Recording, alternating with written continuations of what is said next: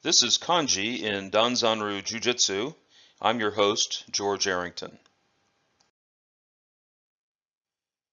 In this final part of the Shime list, we're going to look at techniques 21 through 25.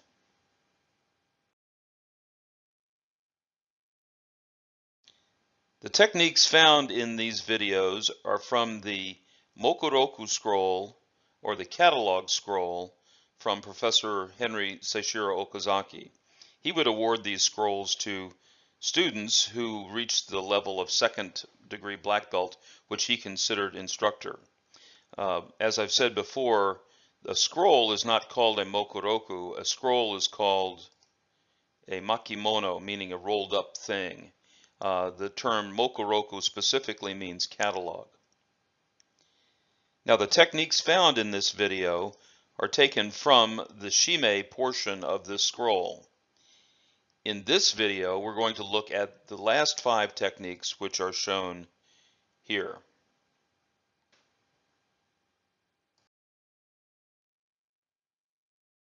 So technique number 21 is called Ashiyubi Jime. Ashiyubi Jime, there's the picture from the scroll. The printed characters would look like that. And each one is read as follows. Ashi means foot. We've seen that before. For instance, Deashi Harai is the throw, the advanced foot sweep. This character is Yubi, which means finger, and we've also seen this before in some other videos on Yoara, where we talk about finger techniques. And then again, we have the Jime, which is the constriction. So now, foot, finger, what does that mean? When you put those two together, it means toe. So when we do this technique in Danzanru, we're basically constricting the toes. The next technique is called Momo Jime. Momo Jime, there's the picture from the scroll, and the characters in printed form would look like this: Momo and Jime. Now, Momo means the thigh, that part of the leg, the upper leg, called the thigh. And again, Jime looks like that, meaning constriction. Now, there is another kanji which also means thigh and is also said as momo, and it looks like that. This means thigh. Now, could you use that one in this technique? Well, sure, you could, but in Professor Okazaki's scroll, he used the one that's shown in the image there. Now, there's also a term momo, which sometimes, if you say momo in Japanese, the Japanese person would immediately think of this character, and that character means peach. So you always have to be sure you're using the proper context when you're talking about kanji. So this character here means peach and not thigh. Okay, the next technique is called Shika no Issoku Shime. Shika no Issoku Shime. So there's the image from the scroll, and then here's the printed form of that. Okay, so what does this mean? Well, the first character, Shika, is the name of a Japanese deer, often termed in the West as a sitka deer, and so that's what that is. The Japanese deer, or the sitka deer, is the shika. In Japanese, it would be shika. In the West, it would be sitka. The next character there that you see circled in the image is the katakana for no. So in Japanese, there are kanji, which are pictograms, and then there are a set of phonetic symbols which are used for a variety of purposes. This one is and there are two sets. There's a one-to-one correspondence of the two sets. One is more of a blocky style, which is called katakana, and the more rounded style of phonetic characters is called the hiragana. On the left there in blue, we see the katakana for no, and on the right, that blue round circle with almost a line through it is the hiragana for no. And what this is this is called the possessive particle. In English, it would be like apostrophe S. For instance, if you were talking about me and you were talking about my computer, you would say George apostrophe S computer. George's computer, that is the computer that belongs to George. And then you continue with the sentence. But that apostrophe S in English is like the no in Japanese. So that no is saying something that means the Japanese deer apostrophe S, the Japanese deers, and then what follows after that. So the next character is the character for one. Now normally you see that written as ichi, like, you know, ichi, ni, san, and so forth. But in this context, we use the pronunciation itsu, itsu, okay? And then the term for foot is soku. Now in an earlier technique, ashiyubi jime, we saw that it was called ashi, but in this context, it's called soku. So we have the term itsu for one and soku for foot. And in a moment, we're going to see that there is a different way of pronouncing those two when they're taken together. And then finally, we have the term for constriction, jime or shime. Okay, so let's look at these two characters, itsu and soku. Now, together what they mean is a step or a single step. And oftentimes when you go to Danzanru dojos and you look at the shime list, you will see it written as shikano itsu soku. In some cases, it's written as shikano itsu soko. Well, the soko would be incorrect. If you're going to say it at all, you would say itsu soku, soku, not soko.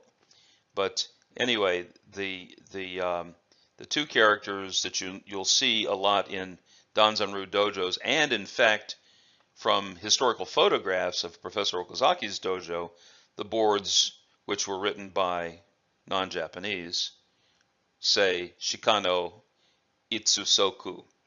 Well, that's fine. You can say that if you want to. But a little better or better way of saying that would be this. Isoku. And what we're doing here is we're blending the itsu, we're making a contraction of itsu and soku. So we're taking the S sound and elongating it and blending it into the word for soku. So it's isoku, isoku. This is similar to what we do with tetsu and sen when we combine those and make it tessen for the iron fan. But anyway, so this one is called isoku. So more correctly, it would be shikano isoku shime. And just as an aside there, oftentimes you'll hear people say shikano, shikano. You really should separate these two words, shika and no, because it's two different things. Shikano isoku shime. By the way, it can also, these two characters together can also be pronounced as hito ashi, which also means a single step.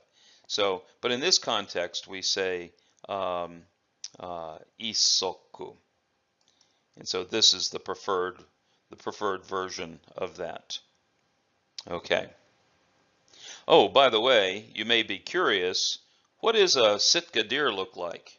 Well, just so happens I have a picture of one for you.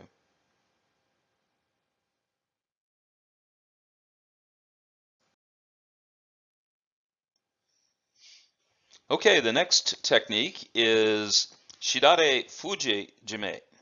Shidare Fuji Jime. There's the image from the scroll. And then here are the printed characters. So what does this mean? Okay, the she character there, is a bough or a branch of a tree or a bush. Dare means to droop down, to hang down, to sag, to droop.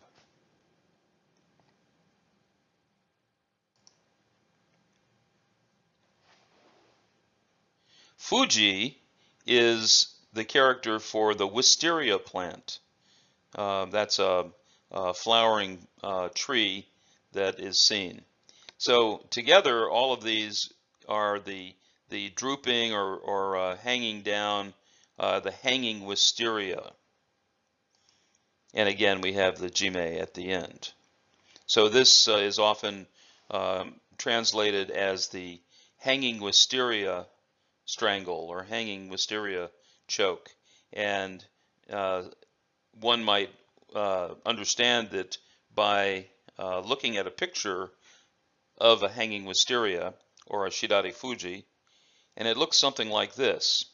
You see that the lovely flowers there are hanging down from the branch of the wisteria tree there. And for those of you who know how to do this technique, you are actually holding on to an opponent. You're on your back, they're standing over you, and you're putting your big toe into their neck to choke them. So you kind of look like that maybe.